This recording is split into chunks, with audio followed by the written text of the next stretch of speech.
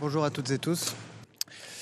Solidarité, je le disais, sans faille, qui est requise aujourd'hui de la part de tous les membres de l'Alliance. Solidarité qui est néanmoins éprouvée par les décisions qui ont été prises et annoncées hier par le président Trump avec l'application des droits de douane réciproques qui auront des conséquences négatives sur l'économie américaine comme sur les économies de l'ensemble des membres de l'Alliance. C'est le cas d'ailleurs de l'économie européenne et le président de la République recevra la Corée du Nord.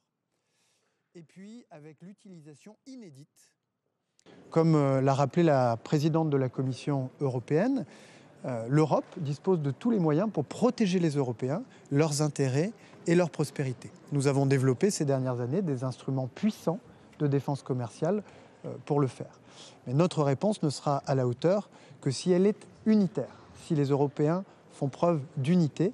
C'est ainsi qu'ils pourront entrer en position de force dans les négociations lorsqu'elles s'ouvriront au bénéfice de la prospérité européenne. Merci. Je considère que les dernières décisions du président américain en matière de droits de douane sont fondamentalement erronées.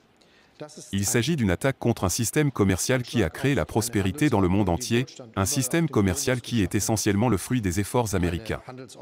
L'économie mondiale tout entière souffrira de ces décisions inconsidérées, entreprises et consommateurs du monde entier, y compris aux États-Unis. Le gouvernement américain s'engage donc sur une voie qui ne fera que des perdants. L'Union européenne possède le marché intérieur unique le plus puissant au monde, avec 450 millions de consommateurs, ce qui nous renforce. Nous sommes disponibles pour discuter avec le gouvernement américain afin d'éviter une guerre commerciale, et le président de la Commission l'a déjà clairement indiqué. L'Allemagne et l'Europe continuent de défendre le libre-échange. Nous privilégions la coopération et non la confrontation. Et nous défendrons nos intérêts. L'Europe réagira à la décision américaine de manière unie, forte et appropriée. Il est évident que même si l'Europe ne faisait rien, cela engendrerait des difficultés économiques aux États-Unis. La hausse des prix à l'importation pour les États-Unis constituerait alors le problème. Le développement industriel des États-Unis serait freiné par les droits de douane auto-imposés, et leur capacité d'exportation serait compromise par les droits de douane imposés par les États-Unis eux-mêmes.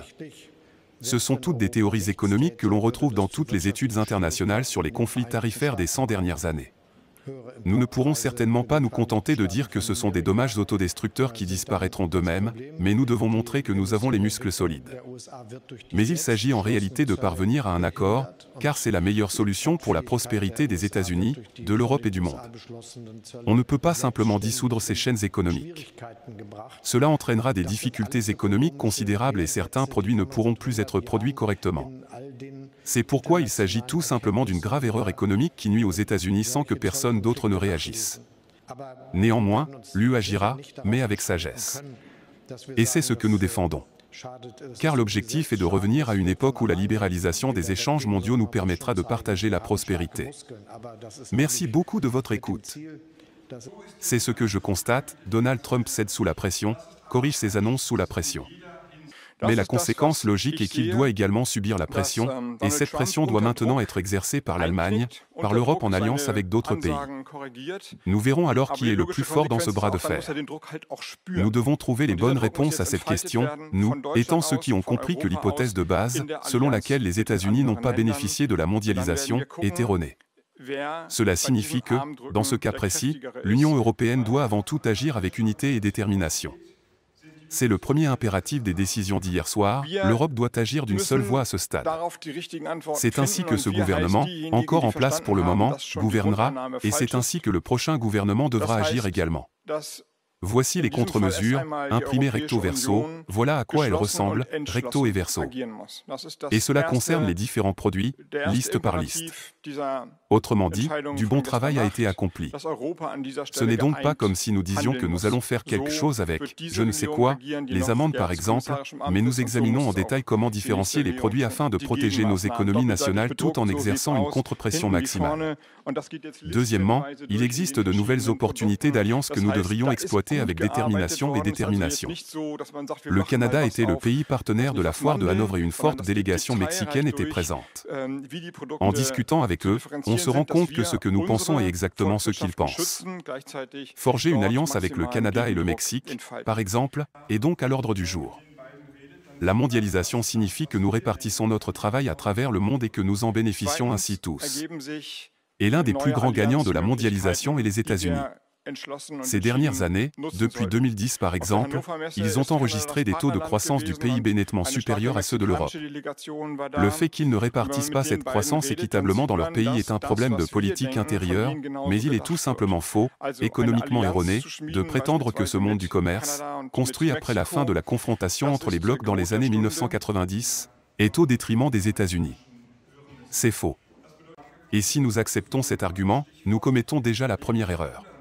Nous devons adopter une approche pragmatique, forger de nouvelles alliances, ne pas nous laisser influencer, nous devons parvenir à un consensus européen, faire preuve de solidarité européenne, comme nous l'avons fait à l'époque, après l'invasion russe de l'Ukraine, et penser et mener la politique avec un sentiment d'urgence.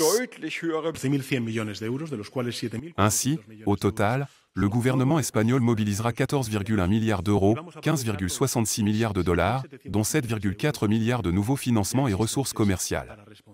Nous utiliserons également les 6,7 milliards d'euros issus des instruments existants pour répondre à cette guerre commerciale dont personne, sauf une personne, ne veut. Nous agirons dès aujourd'hui, de manière préventive, afin de protéger nos entreprises et nos travailleurs, d'apporter une certaine sécurité dans un contexte d'incertitude aussi grandissant, et d'anticiper les impacts des droits de douane qui, malheureusement, se profilent déjà à l'horizon.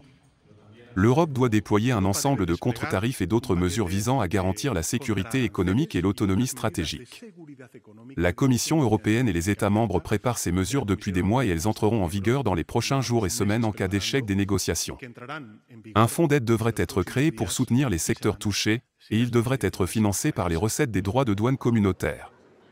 La guerre commerciale déclenchée par le président Trump est une terrible nouvelle pour le monde. C'est également une mauvaise nouvelle pour les États-Unis et, bien sûr, pour l'Europe, et par conséquent, pour l'Espagne. L'Europe, à l'Est comme à l'Ouest, subissait déjà des attaques hybrides venues de l'Est, menées par une Russie de plus en plus belliqueuse contre le projet européen. Et maintenant, cette attaque commerciale venue de l'Ouest s'ajoute à cela. Personne, ni l'Espagne, ni l'Europe, ne sera à l'abri de ces conséquences.